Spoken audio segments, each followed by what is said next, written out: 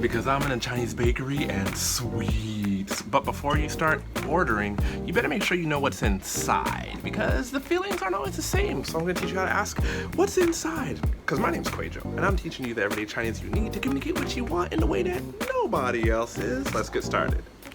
这里面是什么? 里面是椒盐馅儿。 Those characters are in the descriptions below, and if you need more help communicating Chinese and getting all happy and satisfied because you can connect with Chinese people, then speakeverydaychinese.com is also in the descriptions below, and we can help you out over there in the online membership. So I said, 这里面是什么? 这 is this, 里面 is inside, 是什么 is what? And she said a bunch of things that I didn't understand. 你刚刚说挺咸的? 甜。 Tián?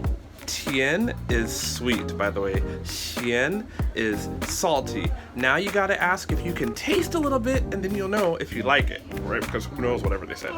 能不能尝一点点? 不能，就整块儿的。一小块吗? 我尝一尝那块儿卖不了。好。So I asked her 能不能尝一点点? Can I taste a little bit? 能不能尝一点点? And she said no. But I pressed further, saying 一小块吗? A little piece. And she was like, It's 整块. That's a whole piece. And then I gotta buy a piece. So I'm gonna buy a piece. This is not good. Ew.